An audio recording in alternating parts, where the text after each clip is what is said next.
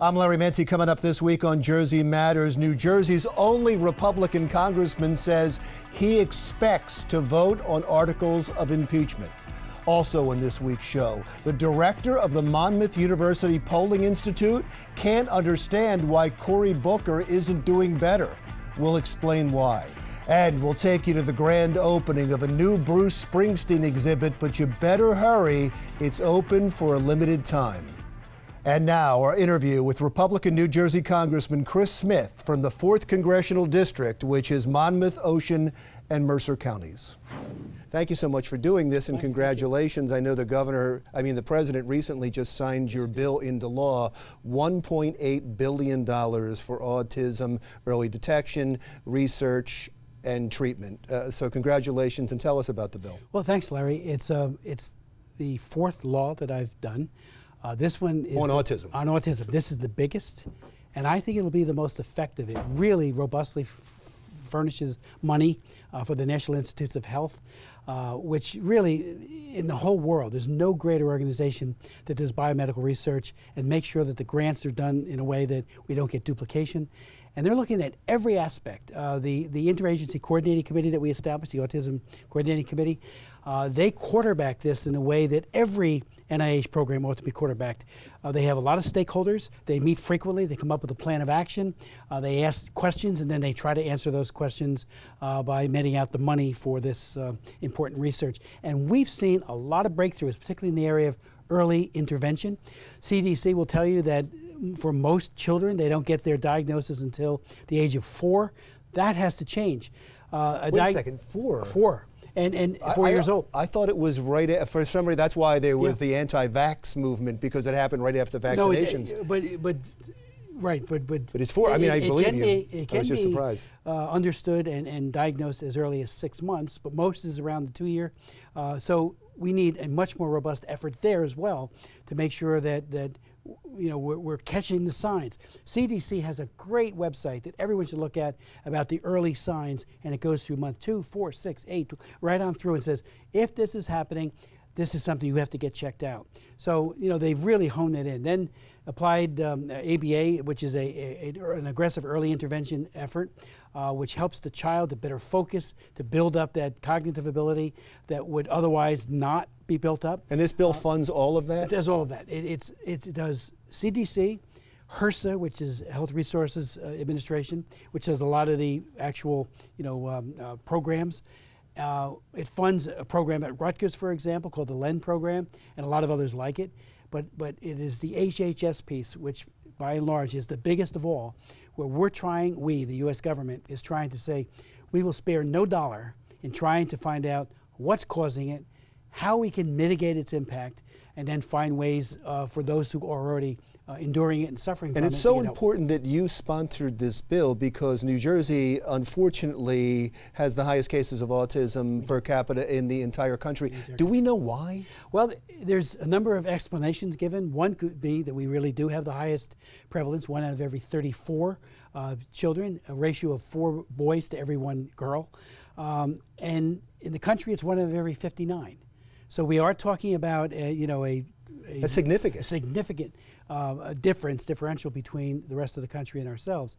We do have very good programs, so one argument is made that at least some people move here because they will get a better education for their child.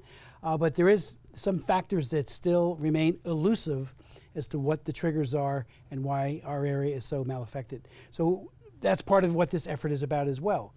Get to the bottom of it. Follow the best available science. Pour real money into it so researchers, are unfettered in trying to discover, and then come up with treatments that help. I think and we are making progress. Especially in detection. And I know that because I think everybody has either a family member or knows someone with autism. That's why it's so prevalent. And we have my niece, Karamia, has autism. And I talked to her mother one day, and I was asking about her, and I said, what do you worry about in her life? And she expressed the fear of a lot of mothers who have a daughter or son with autism, and that was, she started crying and said, I want to know what she's going to be like when she grows up. I want to know what care there is for her then, because there's a lot of care for children. But once somebody becomes an adult, what happens? Where do they go? Does this bill? Larry, it's a great question, and I've met with so many families, starting with Bobby and Billy Gallagher from Brick, who were really the inspiration for these laws.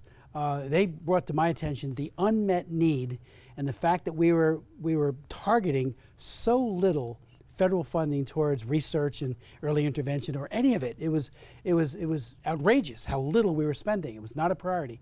That's all changed. But so tell me what that means now. So I have a relative, my niece, Karamia. Right. She becomes 21. This bill will help her? This bill will help her because we're preparing for this aging out future that we're facing. The estimates are maybe 60,000 or more every year go from minor to adulthood. And schooling usually stops because it's chronologically based, which I think absurd. So we're looking at, how do we keep these young people in school so there's not this degradation of the progress that they've made? How do we create jobs for them? Right. Housing is a big issue. So came through with our the 2014 bill. There is an adequate capacity for those with autism to get housing. So we need to be working on that. And that is part of this major push, coupled with best treatments, applied behavioral analysis, which is an incredible intervention that's now being used systematically. For a while, it wasn't even covered by insurance. That's over because it has proved it's not experimental, it works. Well, that's all wonderful. I know you're excited about this, and you should be. Congratulations. The last time I spoke with you, you had a bill about ticks and Lyme disease, yes. And it was so important because we talked about autism in New Jersey. The CDC says that New Jersey is ground zero for ticks and Lyme disease. How is that bill doing? It's in the Energy and Commerce Committee, and it is stalled. It has not even gotten a hearing. I offered a part of it, the national strategy. I just took the whole bill and went to the Rules Committee, and they did not make it in order, which I found. Why? It was a party vote. We had a vote. There were 4 Republicans on the Rules Committee, 9 Democrats. It was 9-4 against it, or it was an overwhelming majority. So it was a political thing? Because I would think that Lyme disease goes beyond politics. I couldn't get to the bottom of the why of it because, I just want to get it done. I understand. But added to that, I did get an amendment passed that's now pending in the House-Senate conference because the Senate did not have a similar bill or amendment.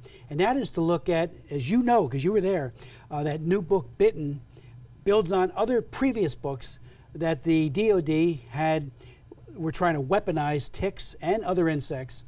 And based on that book and other data that's available, the information is that they were stuffing these ticks with pathogens, including Lyme disease, and we're not sure. So this amendment, which passed the House of Representatives, is now saying we want an inspector general to look at this and give us a report. Did it or did it not happen? And my thought to the Senate now, and whether or not they'll accept it, is that if it's not true, let the IG find that and say this is a myth. And I don't it's think just it's as important to find out it's not true. And that's just as important. Exactly. So it's wonderful you got that. Can you stick around for just a little bit? Absolutely. Because I don't know if you've heard, but there's a lot going on in Washington right now. I'm there sure. Always is, but even more so. I'm sure. Well, this is going beyond the pale. So and you'll stick around to talk about Absolutely. that. We'll continue our conversation with Congressman Chris Smith when Jersey Matters continues.